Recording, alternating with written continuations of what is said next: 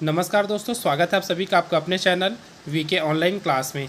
तो इस वीडियो में हम लोग देखने वाले हैं दोस्तों पर्यावरण के 30 महत्वपूर्ण प्रश्नों को, जो कि हमारा सीरीज़ का तीसरा वीडियो है। इससे पहले हम लोग 2 वीडियो अपलोड कर चुके हैं, तो अभी तक आप लोगों ने वो वीडियो नहीं देखा है तो इसी चैनल के प्लेलिस्ट में जा कर के देख सकते हैं, या फिर इसी वीडियो के अंत में आपको देखने को मिल जाएगा। तो वहाँ पर आप लोग जा कर के क्लिक कर लीजिएगा, आपको दोनों वीडियो में से जो भी वीडियो पसंद आए उसको। तो वहाँ पर भी हम लोग 30 प्रश्न देखे हैं दोनों वीडियो में। अब इसमें भी हम लोग 30 प्रश्न देखने वाले हैं। तो बिना देरी के वीडियो को स्टार्ट करते हैं दोस्तों, और देखते हैं आज के हमारे प्रश्नों को। तो पहला प्रश्न है आज का, और इसी क्रम का 61वें नंबर का प्रश्न है, वन अनुसंधान संस्थान कहाँ स्थित है? तो कहाँ स्थित है दोस्तों?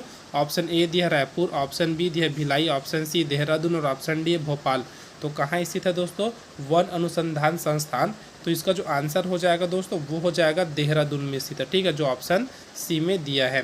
अगला प्रश्न है, एनसीएफ 2005 के अनुसार पर्यावरण अध्ययन है तो क्या है दोस्तों, या फिर क्या करना है ये बोला गया है।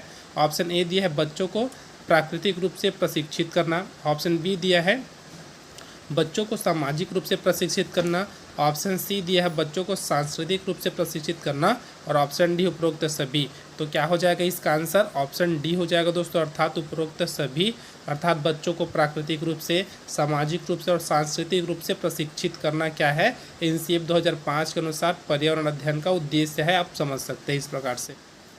अगला प्रश्न है, मौसम के दृष्टिकोण से उष्णकटिबंधीय प्रदेश का मुख्य लक्षण है तो क्या लक्षण है दोस्तों? ऑप्शन ए है वर्ष भर गर्मी रहना, ऑप्शन बी है ठंड में अधिक ठंड एवं गर्मी में हल्की गर्मी, ऑप्शन सी है साल भर अधिक जाड़ा या ठंड, ऑप्शन डी है ठंड में कम ठंडी एवं गर्मी में हल्की गर्मी। तो क्या है दोस्तों उसका प्रमुख लक्षण, ये हमसे पूछा गया है, और जो इसका आंसर हो जाएगा वो हो जाएगा ऑप्शन ए, अर्थात वर्ष भर गर्मी रहती है, ठीक है। ऑप्शन हमारा ए यहाँ सही हो जाएगा। अगला प्रश्न है, वायुमंडल में नाइट्रोजन गैस की प्रतिशत मात्रा होती है तो कितनी प्रतिशत होती है दोस्तों? लगभग सभी को पता है दोस्तों, हम लोग लगभग 10वीं से पढ़ते आ रहे हैं बार बार ये प्रश्न, और इसका जो आंसर है वो हो जाएगा 78.09%।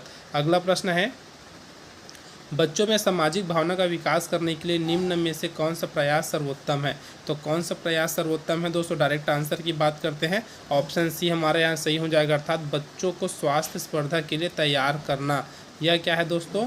तो सर्वोत्तम प्रयास है, ठीक है। अगला प्रश्न देखते हैं, दिन और रात होने का प्रमुख कारण क्या है? तो क्या है दोस्तों दिन और रात होने का प्रमुख कारण? ऑप्शन ए दिया है सूर्य अपनी धुरी पर घूमना, ऑप्शन बी है चंद्रमा का अपनी धुरी पर घूमना, ऑप्शन सी दिया है पृथ्वी का अपनी धुरी पर घूमना, और ऑप्शन डी उपरोक्त सभी। तो क्या हो जाएगा दोस्तों इसका आंसर? ऑप्शन सी हमारा सही हो जाएगा, अर्थात पृथ्वी का अपनी धुरी पर घूमना, ठीक है। तो किस प्रकार से होता है दोस्तों? तो ये आपका सूर्य रहता है, उसके बाद क्या है इस प्रकार से अक्ष रहते हैं, ठीक है। तो जो तीसरा क्रम है पृथ्वी का है। अब यहीं पर पृथ्वी अपने अक्ष पर भी रोटेट होती है, गोल घूमती है, और उसी प्रकार इधर आगे भी बढ़ती जाती है। तो ये जो एक चक्कर लगाती है तो एक दिन रात होता है, और पूरा एक चक्कर यहाँ से अगर सूर्य का लगाता है तो 1 साल होता है। अगला प्रश्न है दोस्तों, बच्चों के लिए सीखने के अवसर प्रदान करने के लिए आप इनमें से क्या नहीं करेंगे? ठीक है, क्या नहीं करेंगे, प्रश्न को अच्छे से पढ़िए दोस्तों, क्या हाँ दिया है कि नहीं दिया है। तो क्या नहीं करेंगे, तो इसका जो आंसर हो जाएगा वो हो जाएगा ऑप्शन डी, अर्थात उन्हें सही उत्तर अच्छी तरह समझा देंगे। तो यह क्या करेंगे? नहीं करेंगे। बल्कि अगर हम कुछ प्रश्न देते हैं तो प्रश्न को उनको सॉल्व करने के लिए बोलेंगे, उनको समझने के लिए बोलेंगे, ना कि उत्तर समझा देंगे। अगला प्रश्न देखते हैं, सामाजिक बुराइयों का उदाहरण है तो क्या उदाहरण है दोस्तों सामाजिक बुराइयों का? बाल विवाह, दहेज, बाल श्रम, तो तीनों इसका आंसर है दोस्तों। तो इस प्रकार तीनों को ना लेकर के ऑप्शन डी लिया जा रहा है, जिसमें दिया है उपरोक्त सभी। इस प्रकार इसका जो आंसर हो जाएगा ऑप्शन डी। अगला प्रश्न है, विटामिन ए की कमी से होने वाला रोग है तो कौन सा रोग है दोस्तों विटामिन ए की कमी से होने वाला? ऑप्शन ए दिया है रिकेट्स, ऑप्शन बी दिया रतौंधी, ऑप्शन सी है स्कर्वी, और ऑप्शन डी है क्वासी-योरकर। तो इसका जो आंसर हो जाएगा दोस्तों वो हो जाएगा ऑप्शन बी, अर्थात रतौंधी। अगला प्रश्न है, प्राकृतिक एवं सामाजिक सांस्कृतिक पर्यावरण के बीच अंतःक्रिया का उदाहरण है तो क्या उदाहरण है दोस्तों अंतःक्रिया का? तो ऑप्शन ए दिया वनों की कटाई, ऑप्शन बी है शिकार, ऑप्शन सी है निर्माण कार्य, और ऑप्शन डी उपरोक्त सभी। तो यहाँ भी ऑप्शन डी हमारा सही हो जाएगा दोस्तों। अगला प्रश्न देखते हैं, प्रश्न है, प्रकृति में ऑक्सीजन का मुख्य स्रोत है तो ऑक्सीजन का मुख्य स्रोत क्या है दोस्तों प्रकृति में बोला गया है? ऑप्शन ए दिया है समुद्री जल, ऑप्शन बी है वर्षा जल, ऑप्शन सी है पर्यावरण और ऑप्शन डी है हरे पौधे। तो क्या हो जाएगा दोस्तों इसका आंसर ऑप्शन डी हो जाएगा, अर्थात हरे पौधे से हमको क्या मिलता है, ऑक्सीजन मिलता है ना। तो ऑप्शन डी हमारा यहाँ सही हो जाएगा। अगला प्रश्न है पर्यावरण की पाठ्यचर्या में शामिल होना चाहिए, क्या शामिल होना चाहिए। ऑप्शन ए बच्चों का अनुभव, ऑप्शन बी स्कूल का वातावरण, ऑप्शन सी उपयुक्त पाठ्यक्रम और ऑप्शन डी उपरोक्त सभी। क्या हो जाएगा दोस्तों इसका आंसर, तो ऑप्शन डी हमारा यहाँ भी सही हो जाएगा, उपरोक्त सभी। अगला प्रश्न है पर्यावरण अध्ययन की कक्षा होनी चाहिए, ठीक है दोस्तों, कैसी होनी चाहिए पर्यावरण अध्ययन की कक्षा, ये हमसे पूछा गया है। ऑप्शन ए गतिविधि आधारित पर, ऑप्शन बी है पाठ्य पुस्तक पर आधारित कक्षा, ऑप्शन सी है पाठ्य पुस्तक में दी गई गतिविधियों पर आधारित कक्षा और ऑप्शन डी उपरोक्त सभी। तो क्या हो जाएगा दोस्तों इसका आंसर ऑप्शन ए हो जाएगा, ठीक है, गतिविधि आधारित कक्षा होनी चाहिए। अगला प्रश्न है ऊर्जा का पिरामिड होता है, ठीक है, ऊर्जा का पिरामिड कैसे होता है। ऑप्शन ए सीधा होता है, ऑप्शन बी उल्टा होता है, ऑप्शन सी अनियमित होता है और ऑप्शन डी है उपरोक्त में से कोई नहीं। तो कैसा होता है दोस्तों ऊर्जा का पिरामिड जो होता है वह सीधा होता है, ठीक है, कैसे होता है तो सीधा होता है। अगला प्रश्न है एक पोषण स्तर से दूसरे पोषण स्तर तक ऊर्जा का कितना भाग स्थानांतरित होता है, तो कितना होता है। ऑप्शन ए में दिया 25%, ऑप्शन बी में 30%, ऑप्शन सी है 50 और ऑप्शन डी है 10%। तो कितना होता है दोस्तों, तो इसका जो आंसर हो जाएगा वो हो जाएगा ऑप्शन डी, अर्थात 10% ही स्थानांतरित होता है। अगला प्रश्न है प्रोटीन का सर्वोत्कृष्ट स्रोत है, तो क्या है दोस्तों। ऑप्शन ए दिया है दूध, ऑप्शन बी मांस, ऑप्शन सी है सोयाबीन और ऑप्शन डी अंडा। तो क्या है दोस्तों प्रोटीन का सर्वोत्कृष्ट स्रोत, तो ऑप्शन सी हमारा सही हो जाएगा, अर्थात सोयाबीन, ठीक है। अगला प्रश्न देखते हैं दोस्तों विश्रामावस्था में स्वस्थ व्यक्ति के हृदय की प्रति मिनट धड़कन होती है, विश्रामावस्था में बोला गया है। तो इसका जो आंसर हो जाएगा दोस्तों वो हो जाएगा ऑप्शन ए, अर्थात 72। अगला प्रश्न देखते हैं पर्यावरण अध्ययन की कक्षा में विद्यार्थियों में खोज से संबंधित दक्षताओं का विकास करने हेतु एक शिक्षक निम्न में से किसका चुनाव करेगा। तो किसका चुनाव करेगा दोस्तों, ऑप्शन डी हमारा यहाँ सही हो जाएगा, अर्थात ऐसी पाठ्य वस्तु जो विद्यार्थियों के दैनिक जीवन से जुड़ी समस्या हो, ठीक है, इसका आंसर क्या हो जाएगा ऑप्शन डी। अगला प्रश्न है बच्चों के सीखने के तरीके पर सबसे पहले अध्ययन करने वाले व्यक्ति थे, तो कौन थे दोस्तों। तो इसका जो आंसर हो जाएगा वो हो जाएगा ऑप्शन ए, अर्थात जीन प्याजे और एल.एन. वाइगोत्स्की। 80 नंबर का प्रश्न है दोस्तों, अर्थात 80वें नंबर का प्रश्न है धूम्रपान से होने वाले प्रमुख रोग है, तो कौन कौन से रोग है दोस्तों। ऑप्शन ए दिया है क्षय या फिर तपेदिक, option B cancer, option C है अल्पस और ऑप्शन डी अनिद्रा। तो क्या हो जाएगा इसका आंसर, लगभग सभी को पता है दोस्तों क्या होता है धूम्रपान करने से। इसका आंसर आपको कमेंट बॉक्स में कमेंट करके बताना है। अगला प्रश्न है प्राकृतिक पर्यावरण के प्रमुख घटक हैं, ठीक है, क्या प्राकृतिक पर्यावरण बोला है, इसके प्रमुख घटक क्या है दोस्तों, ये हमसे पूछा गया है।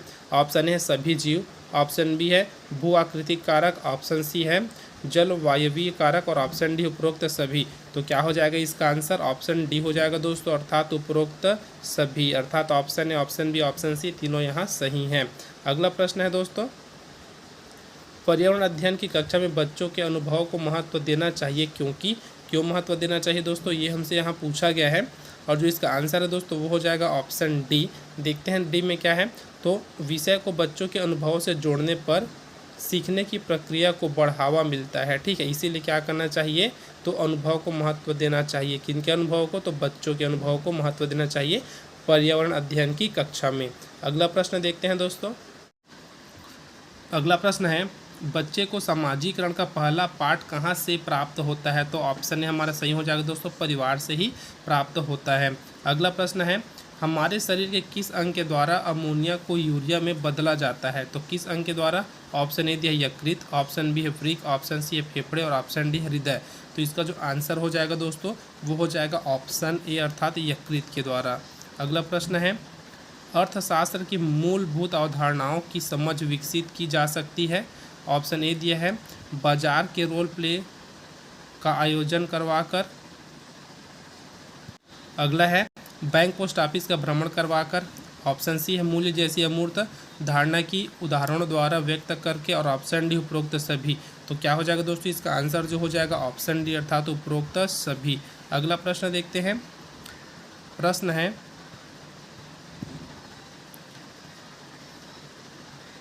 बच्चों के प्रतिदिन डायरी लिखने, मौसम दर्ज करने एवं उससे संबंधित प्रश्न पूछने पर बच्चों में किस कौशल का विकास होता है? तो किस कौशल का विकास होता है दोस्तों बच्चों में? ऑप्शन सी हमारा सही हो जाएगा, अर्थात संप्रेषण कौशल का विकास होता है बच्चों में। अगला है दोस्तों, विद्यालयीन शिक्षा में सही शिक्षक का छात्र अनुपात कितना है? अर्थात शिक्षक और छात्र का अनुपात कितना है, ये हमसे पूछा गया है। तो दोस्तों देख सकते हैं 4 ऑप्शन हमको दिया है और जो इसका आंसर है वो हो जाएगा ऑप्शन ए, अर्थात 1:30, अर्थात 1 शिक्षक और 30 स्टूडेंट, इसका सही अनुपात यहाँ पर दिया गया है। अगला प्रश्न है, पर्यावरण के अंतर्गत आते हैं तो क्या आते हैं दोस्तों पर्यावरण के अंतर्गत? ऑप्शन ए दिया पेड़ पौधे जीव जंतु, ऑप्शन बी है रिश्ते नाते संस्कृति, ऑप्शन सी है मकान सड़कें पूजा स्थल, ऑप्शन डी उपरोक्त सभी।